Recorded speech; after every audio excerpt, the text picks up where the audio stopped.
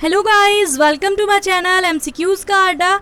सो हम लोग Lucent objective की सीरीज़ में मेडिएवल हिस्ट्री देख रहे हैं, जिसमें दिल्ली सल्तनत का पार्ट 1 मैंने पढ़ाया था, जिसमें हमने 70 क्वेश्चंस देखे थे। तो ये हमारा पार्ट 2 है।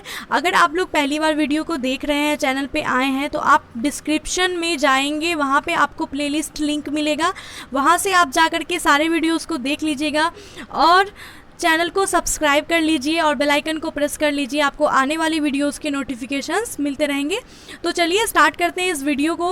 सो पहला क्वेश्चन है हमारा, मतलब इस वीडियो का पहला क्वेश्चन नंबर 71 है।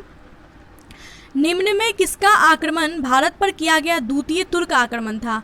तो भारत पर किया गया आक्रमण, जो द्वितीय तुर्क आक्रमण था, वो किसका था? तो पहला किसका था? पहला जो तुर्क आक्रमण था वो क्या है? महमूद गजनवी ने। महमूद गजनवी का जो आक्रमण था वो पहला तुर्क आक्रमण था, और दूसरा था वो मोहम्मद गौरी का था। ठीक है, नेक्स्ट है मोहम्मद गौरी किस वंश का था? मोहम्मद गौरी जो है ये संस बनी वंश का था। मोहम्मद गौरी किस वंश का था? संस बनी वंश का था। और मोहम्मद गजनवी जो है ये, महमूद गजनवी, ये यामनी वंश के थे। ठीक है, महमूद गजनवी यामनी वंश के थे और मोहम्मद गौरी जो है ये संस बनी वंश का था। सो ऑप्शन बी राइट होगा। नेक्स्ट है मोहम्मद गौरी को किस अन्य नाम से भी जाना जाता है? मोहम्मद गौरी को किस और अन्य नाम से जाना जाता है? तो मोहम्मद गौरी को जाना जाता है सहाबुद्दीन धर्म का जौलत नक्षत्र, जिसका मतलब होता है सहाबुद्दीन, मुजीउद्दीन और मोहम्मद बिन साम। इन तीनों ही नामों से मोहम्मद गौरी को जाना जाता है। तो मोहम्मद गौरी को और कितने नामों से जाना जाता है? सहाबुद्दीन, मुजीउद्दीन और मोहम्मद बिन साम। सो ऑप्शन डी राइट होगा, इनमें से सभी। नेक्स्ट है मोहम्मद गौरी ने 1175 ईस्वी में भारत पर पहला आक्रमण किस राज्य के खिलाफ किया था? तो मोहम्मद गौरी ने जो पहला आक्रमण किया था ये 1175 में किया था, और ये किस राज्य के खिलाफ किया था? तो ये मोहम्मद गौरी ने किया था मुल्तान में 1175 में। जो पहला किस राज्य के खिलाफ किया था इसका आक्रमण? मुल्तान के खिलाफ किया था। ठीक है, जो 1175 में किया था। तो मोहम्मद गौरी का भारत पर पहला आक्रमण कब हुआ था? 1175 में हुआ था, और किस राज्य के विरुद्ध हुआ था? मुल्तान के विरुद्ध हुआ था। नेक्स्ट है भारत का वह पहला शासक कौन था जिसने मोहम्मद गौरी को पराजित किया? तो मोहम्मद गौरी को पराजित करने वाला भारत का पहला शासक कौन था? तो वो था सोलंकी शासक भीम द्वितीय। भीम द्वितीय भारत का पहला शासक था जिसने मोहम्मद गौरी को पराजित किया था।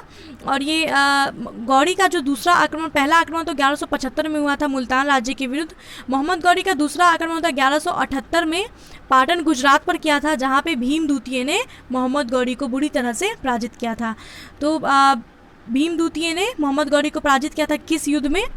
1178 में मोहम्मद गौरी का दूसरा युद्ध हुआ था पाटन गुजरात पर, वहीं पे भीम द्वितीय ने गौरी को पराजित किया था। और भीम द्वितीय भारत का वो पहला शासक था जिसने मोहम्मद गौरी को पराजित किया था। नेक्स्ट क्वेश्चन है मोहम्मद गौरी एवं पृथ्वीराज चौहान के बीच विवाद का मूल कारण क्या था? तो मोहम्मद गौरी और पृथ्वीराज चौहान के बीच जो विवाद हुआ, इसका कारण क्या था? तो इसका कारण था भटिंडा।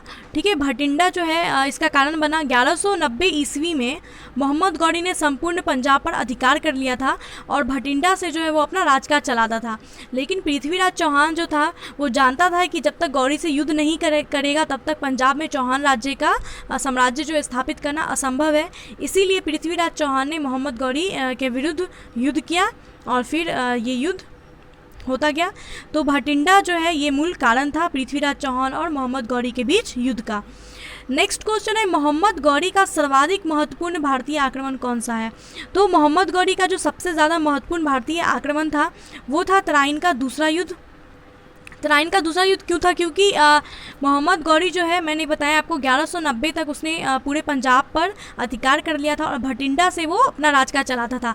लेकिन वहीं पे पृथ्वीराज चौहान को लगा कि जब तक मोहम्मद गौरी से युद्ध नहीं करेगा तब तक कि पंजाब में चौहान साम्राज्य स्थापित करना असंभव है। इसलिए पृथ्वीराज चौहान ने मोहम्मद गौरी के खिलाफ युद्ध किया 1191 में, जो तराइन का पहला युद्ध था, जिसमें पृथ्वीराज चौहान ने मोहम्मद गौरी को पराजित भी किया। उसके बाद मोहम्मद गौरी पराजित होने के बाद मोहम्मद गौरी फिर से आया, और पृथ्वीराज चौहान को तो लगा कि बड़े आसानी से मोहम्मद गौरी को हमने पराजित कर दिया है, तो वो दोबारा आएगा तब भी कर देंगे। लेकिन ऐसा नहीं हुआ। मोहम्मद गौरी जो है पूरे एकदम तैयारी के साथ आया 1192 ईस्वी में, जहाँ पे तराइन का दूसरा युद्ध हुआ, और वहाँ पे मोहम्मद गौरी ने पृथ्वीराज चौहान को पराजित किया और जो है ऐसा माना जाता है कि वही वो युद्ध था, तराइन का दूसरा युद्ध था, जिसमें मोहम्मद गौरी ने पृथ्वीराज चौहान को पराजित करके मुस्लिम सत्ता की जो है नींव रख दी थी एक, ठीक है। तो इसीलिए जो है तराइन का दूसरा युद्ध ये मोहम्मद गौरी का सबसे ज़्यादा महत्वपूर्ण भारतीय आक्रमण माना जाता है। सो ऑप्शन सी राइट होगा। चलिए नेक्स्ट देखते हैं, मोहम्मद गौरी एवं कन्नौज के राजा जयचंद के मध्य 1194 ईस्वी में हुआ युद्ध किस नाम से प्रसिद्ध है? तो मोहम्मद गौरी और जयचंद के बीच जो 1194 में युद्ध हुआ था वो किस नाम से जाना जाता है? चंदावड़ का युद्ध। चंदावड़ का जो युद्ध है ये 1194 में हुआ था और मोहम्मद गौरी और राजा जयचंद के बीच हुआ था, जिसमें राजा जयचंद जो है ये पराजित हो गए थे और मारे ही गए थे, एक्चुअली पराजित हो गए थे और मृत्यु भी हो गई थी इनकी, मारे गए थे राजा जयचंद। चलिए नेक्स्ट है, मोहम्मद गौरी का अंतिम आक्रमण किसके विरुद्ध था? तो मोहम्मद गौरी का जो अंतिम आक्रमण था वो 1205 ईस्वी में हुआ था और ये किसके विरुद्ध हुआ था? पंजाब के खोखर के बीच। खोखर जो है ये खोखर क्या है? खोखर राजस्थान, यूपी, पंजाब, सिंध, हरियाणा में पाई जाने वाली एक जाट गोत्र है, ठीक है। जाटों का एक गोत्र है खोखर, इसी के विरुद्ध मोहम्मद गौरी ने अंतिम आक्रमण किया था 1205 ईस्वी में। नेक्स्ट है, तराइन का द्वितीय युद्ध ऐसा निर्णायक युद्ध समझना चाहिए जिसने भारत पर मुसलमानों की आधारभूत सफलता निश्चित कर दी थी, बाद में होने वाले आक्रमण इसके परिणाम मात्र थे। ये कथन किसका है? तो मैंने आपको बताया कि तराइन का जो दूसरा युद्ध था उसने एक तरह से मुसलमान सत्ता का जो है नींव रख दिया था। और ये कथन किसने कहा है? ये कथन कहा गया है V.A. स्मिथ के द्वारा। नेक्स्ट है, मोहम्मद गौरी के किस सेनापति ने बिहार विजय 1202 और 3 में किया, बंगाल विजय 4-5 में किया और असम पर आक्रमण 1206 में किया? तो मोहम्मद गौरी का वो कौन सा सेनापति था जिसने बिहार विजय, बंगाल विजय और असम पर आक्रमण किया? तो वो था इख्तियारुद्दीन मोहम्मद बिन बख्तियार खिलजी। बख्तियार खिलजी जो है इसने बिहार पर आक्रमण किया, बिहार विजय किया 1202-3 में, बंगाल विजय किया 1204-5 में और असम पर आक्रमण किया 1206 में। और बख्तियार खिलजी ने पता ही है बिहार पर जब आक्रमण किया तो नालंदा विश्वविद्यालय को ध्वंस कर दिया था, बहुत ज़्यादा इसने तोड़फोड़ मचाई थी, काफ़ी ज़्यादा नुकसान पहुंचाया था। तो ये बख्तियार खिलजी था, ठीक है। नेक्स्ट है, भारत में मुस्लिम राज्य का संस्थापक मोहम्मद गौरी को माना जाता है, परंतु भारत में स्वतंत्र मुस्लिम राज्य का संस्थापक किसे माना जाता है? तो मुस्लिम राज्य का जो स्थापना है एक तरह से मोहम्मद गौरी को माना जाता है संस्थापक, क्योंकि इसने पृथ्वीराज चौहान को पराजित करने के बाद मुस्लिम सत्ता की नींव डाल दी थी।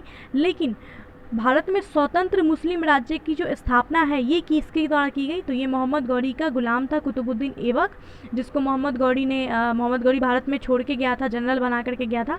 तो कुतुबुद्दीन ऐबक ने गुलाम वंश की स्थापना की और गुलाम वंश की स्थापना की कुतुबुद्दीन ऐबक ने। तो भारत में स्वतंत्र मुस्लिम राज्य का जो संस्थापक था वो कुतुबुद्दीन ऐबक था।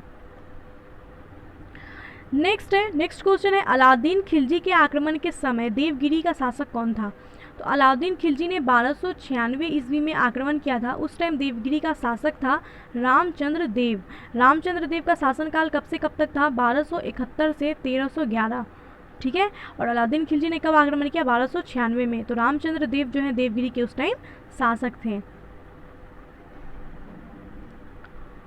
नेक्स्ट है, जब उसने राजस्व प्राप्त किया तो वह शरीयत के नियमों और आदेशों से पूर्णतः स्वतंत्र था। बर्नी ने यह कथन किस सुल्तान के लिए कहा है? तो बर्नी के द्वारा यह कथन कहा गया है कि जब उसने राजस्व प्राप्त किया तो वह शरीयत के नियमों और आदेशों से पूर्णतः स्वतंत्र था। ये कथन बर्नी ने किस सुल्तान के लिए कहा है? अलाउद्दीन खिलजी के लिए कहा है। ये देखिए बीपीएससी में क्वेश्चन आ भी चुका है। नेक्स्ट है, सल्तनत काल में भू राजस्व का सर्वोत्तम नागरिक अधिकारी कौन होता था? भू राजस्व का जो सर्वोत्तम नागरिक अधिकारी होता था सल्तनत काल में वो होता था चौधरी। नेक्स्ट है, तैमूर के आक्रमण के बाद भारत में किस वंश का राज स्थापित हुआ? तो तैमूर ने जब भारत पर आक्रमण किया 1398 में, उस समय तुगलक जो शासक था, तुगलक वंश चल रहा था, तो तुगलक शासक जो है वो कमज़ोर हो गया, ठीक है, तैमूर के आक्रमण से, ठीक है। 1398 में जब उसने आक्रमण किया तो तुगलक शासन जो है वो कमज़ोर होने लगा और फिर 1414 ईस्वी में सैयद वंश की नींव डाली खिज़्र खान ने, जो कि तैमूर के द्वारा नियुक्त लाहौर का सूबेदार था। तो तैमूर के आक्रमण के बाद भारत में किस वंश का राज स्थापित हुआ? सैयद वंश का। किसने किया? खिज़्र खान ने किया। खिज़्र खान कौन था? तो तैमूर के द्वारा नियुक्त लाहौर का सूबेदार था। नेक्स्ट है निम्नलिखित में से किस सुल्तान के दरबार में सबसे अधिक गुलाम थे। तो गुलाम जो थे सबसे ज़्यादा वो किस सुल्तान के दरबार में थे, तो सबसे ज़्यादा गुलाम थे फिरोज़ शाह तुगलक के दरबार में। ये भी प्रीवियस ईयर बीपीएससी के प्रीवियस ईयर क्वेश्चन है। फिरोज़ शाह तुगलक के जो दरबार में है सबसे ज़्यादा गुलाम थे, लगभग 1,80,000 गुलाम थे फिरोज़ शाह तुगलक के दरबार में। नेक्स्ट निम्नलिखित में से किस सुल्तान ने बेरोजगारों को रोजगार दिया। बेरोजगारों को रोजगार देने वाले जो सुल्तान थे वो भी फिरोज़ शाह तुगलक थे। तो सबसे अधिक गुलाम भी फिरोज़ शाह तुगलक के ही दरबार में थे और बेरोजगारों को रोजगार भी फिरोज़ शाह तुगलक ने ही दिया। नेक्स्ट है निम्नलिखित में से किस सुल्तान ने फलों की गुणवत्ता सुधारने के उपाय किए। तो फलों की गुणवत्ता सुधारने के उपाय भी फिरोज़ शाह तुगलक ने किए। तो फिरोज़ शाह तुगलक से रिलेटेड क्वेश्चंस हैं अभी देख रहे हैं हम लोग। फिरोज़ शाह तुगलक ने जो है 1200 नए बाग लगवाए और फलों की गुणवत्ता सुधारने के काफ़ी सारे उपाय किए। तो फिरोज़ शाह तुगलक इसका आंसर होगा। नेक्स्ट है नालंदा विश्वविद्यालय के विनाश का कारण था। नालंदा विश्वविद्यालय के विनाश का कारण था मुसलमान। मुसलमान कैसे थे, क्योंकि बख्तियार खिलजी ने जब बिहार पे आक्रमण किया तो उसने नालंदा विश्वविद्यालय को ध्वंस कर दिया था, बहुत ज़्यादा नुकसान पहुंचाया था। तो मुसलमान थे नालंदा विश्वविद्यालय के विनाश का कारण। नेक्स्ट है तबकात-ए नासरी का लेखक कौन है। तबकात-ए नासरी जो कि मिन्हाजुल सिराज ने लिखा है। तो तबकात-ए नासरी के लेखक कौन है, मिन्हाजुल सिराज हैं। और ये किताब इनकी पूर्ण कब हुई थी, 1260 ईस्वी में ये किताब इनकी तैयार हो गई थी। नेक्स्ट है अलाई दरवाज़ा का निर्माण किस सुल्तान ने कराया। अलाई दरवाज़ा अलाई से ही पता चलता है, अलाउद्दीन खिलजी ने करवाया था अलाई दरवाजे का निर्माण। और ये प्रारंभ कराया था इसने 1310-11 के बीच अलाउद्दीन खिलजी ने अलाई दरवाज़ा का निर्माण जो है ये स्टार्ट करवाया था। नेक्स्ट है कुतुबुद्दीन ऐबक की राजधानी कहाँ थी। कुतुबुद्दीन ऐबक की राजधानी कहाँ थी, लाहौर थी। ये हमने पढ़ा भी है, कुतुबुद्दीन ऐबक की राजधानी कहाँ थी, लाहौर थी। नेक्स्ट है अलाउद्दीन खिलजी के प्रसिद्ध सेनापतियों में किसकी मंगोलों के विरुद्ध लड़ते हुए मौत हो गई। तो अलाउद्दीन खिलजी का वो कौन सा प्रसिद्ध सेनापति था जो मंगोलों के साथ युद्ध करते हुए मारा गया, तो वो था ज़फ़र खान। ज़फ़र खान जो है मंगोलों के विरुद्ध लड़ते हुए इनकी मृत्यु हो गई थी। नेक्स्ट निम्नलिखित में कौन भूमि उत्पाद पर लगने वाले करों को इंगित करता है। भूमि उत्पाद पर लगने वाले करों को इंगित करता है खराज, उस्र और मुक्तई। खराज, उस्र और मुक्तई जो है ये भूमि उत्पाद पर लगने वाले कर हैं। तो 1, 3 और 4 ऑप्शन डी राइट होगा। खुम्स क्या था, खुम्स भूमि उत्पाद पर लगने वाला कर नहीं था, बल्कि खुम्स जो है वो लूटा हुआ धन होता था। जो लूट युद्ध वगैरह में जब जीत जाते थे तो लूट के जो धन लाते थे वो होता था खुम्स, उसको खुम्स कहा जाता था।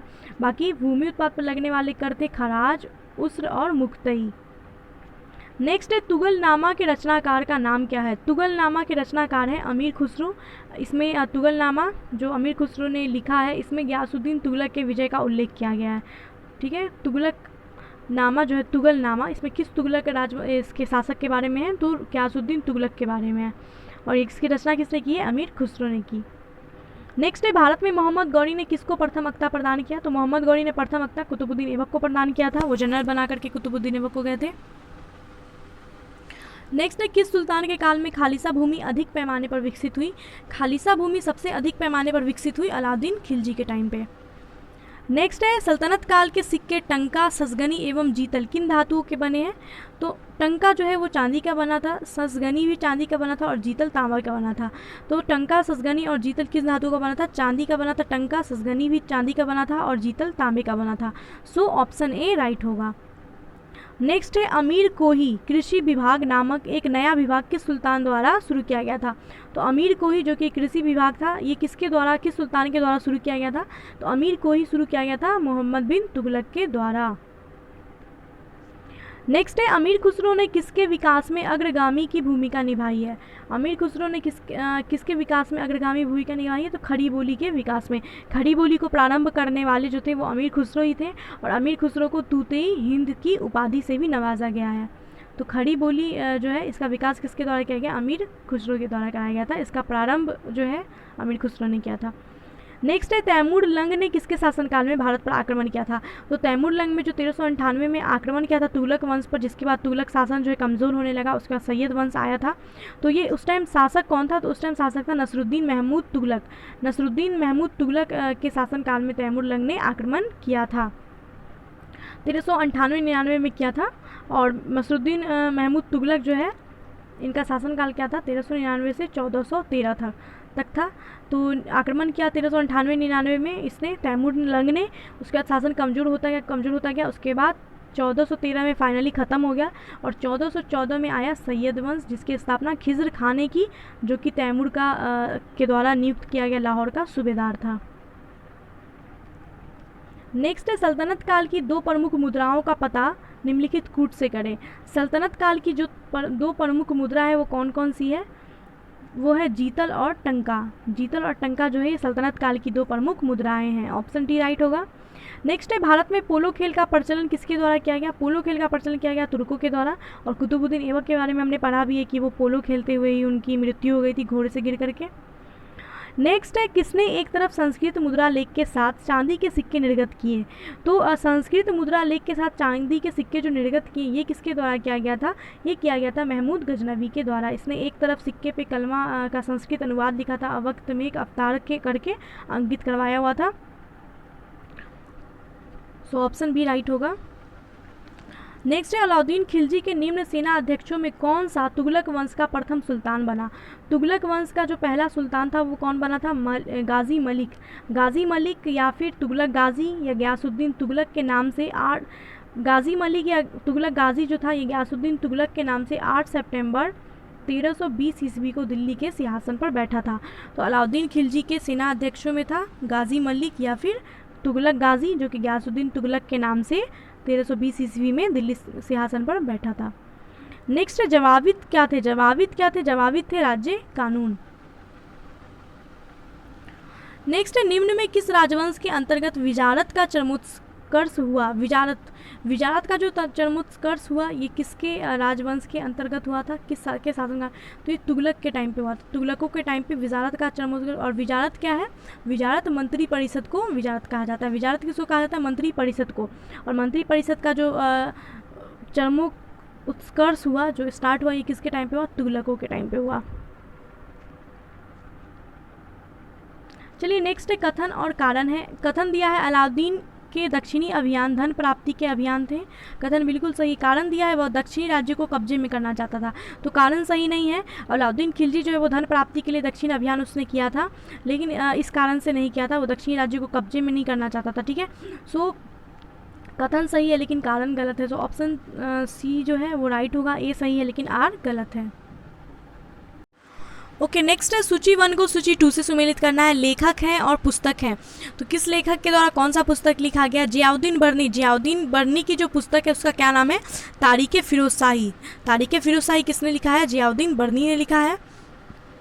हसन निज़ामी के द्वारा लिखा गया जो पुस्तक है वो है ताजुल मासिर। हसन निज़ामी की पुस्तक कौन सी है? ताजुल मासिर है। मिनहाजुल सिराज की तो तबकात नासिरी है, ये सबको पता है। और याहिया बिन अहमद सरहिंदी के द्वारा जो लिखा गया पुस्तक है वो है तारीख़ मुबारक शाही। तो जियाउद्दीन बर्नी ने कौन सा लिखा? तारीख़ फिरोज़शाही। ए का 4 हो जाएगा। ऑप्शन ए राइट है क्योंकि ए का 4 यहाँ पे कोई सा भी नहीं है। बी का 3, सी का 2 और डी का 1।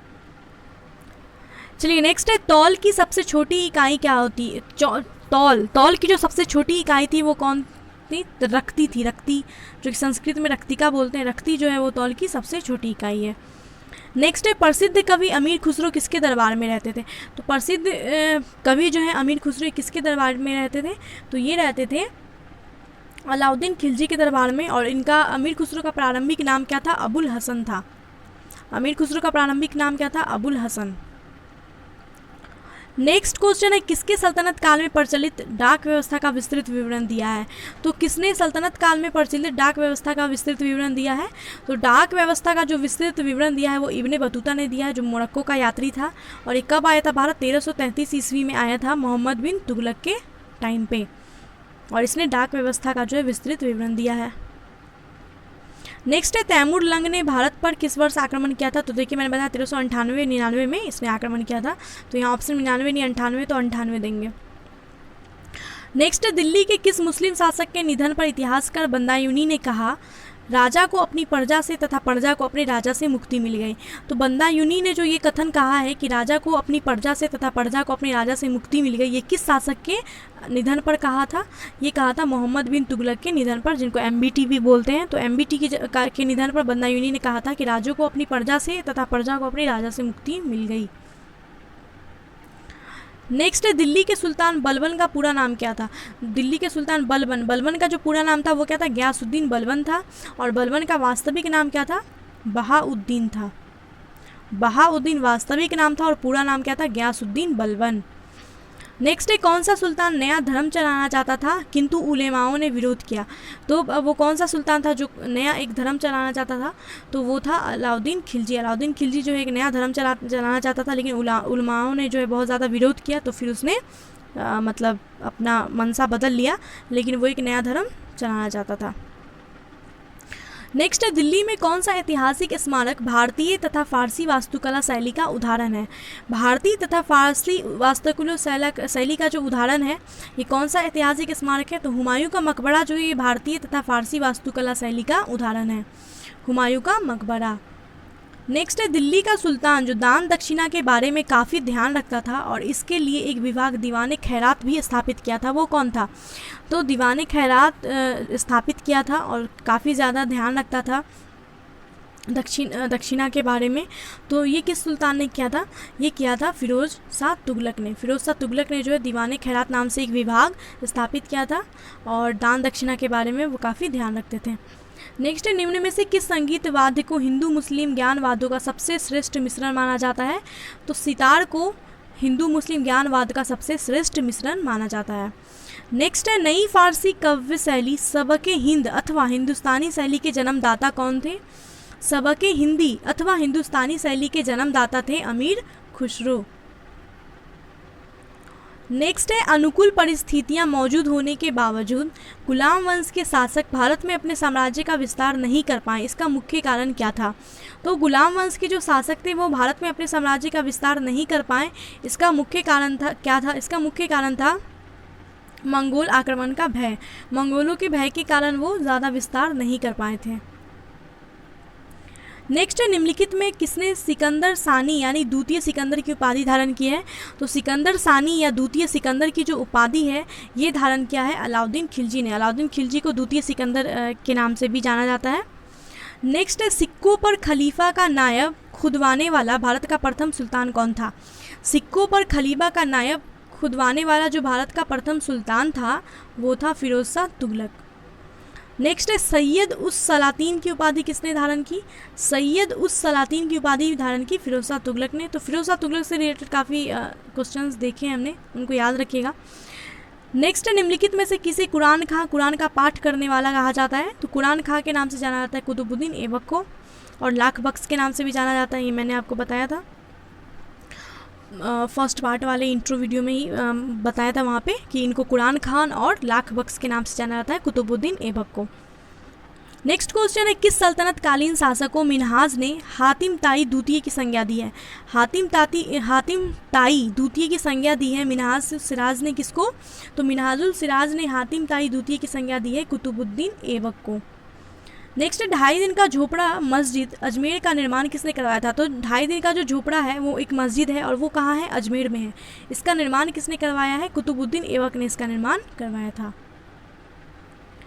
नेक्स्ट है निम्नलिखित में से कौन अपने को ईश्वर का अभिशाप कहता था। तो अपने आप को ईश्वर का अभिशाप कहता था चंगेज़ खां, जो कि मंगोल था। तो वो अपने आप को क्या कहता था, ईश्वर का अभिशाप कहता था। नेक्स्ट एंड लास्ट क्वेश्चन है इस वीडियो का, निम्नलिखित में किसे बगदाद के खलीफा ने मंसूर प्रदान किया। मंसूर यानी कि स्वीकृति पत्र या मान अभिषेक पत्र प्रदान किया था। तो बगदाद के खलीफा ने जो स्वीकृति पत्र प्रदान किया था वो किसको किया था, इल्तुतमिश को किया था। सो गाइज पार्ट 2 में हमने 130 क्वेश्चंस देख लिए, ये हमारा पार्ट 2 है। पार्ट 3 जो वीडियो आएगा उसमें सारे क्वेश्चंस देख लेंगे। सो आई होप कि आप लोग प्रैक्टिस कर रहे होंगे। प्लीज़ आप लोग रिविज़न करते रहिए। जो भी ज़्यादा है ना, अगर वीडियो लंबा दिखता है या कुछ भी टाइम का, तो मैं एक चीज़ बताती हूँ कि वीडियो जो आप लोग स्टार्ट करते हो तो उसका प्ले स्पीड जो है ना थोड़ा सा हाई, मतलब थोड़ा दोगुना करके, आपको जैसे सही लगे थोड़ा सा बढ़ा करके देखोगे तो टाइम भी कम लगेगा और वीडियो कंप्लीट भी हो जाएगा, ठीक है। क्योंकि एक बार तो आपने अच्छे से देख लिया, तो अब रिवीजन करने के लिए आप फास्ट मोड पे रख के देख सकते हो।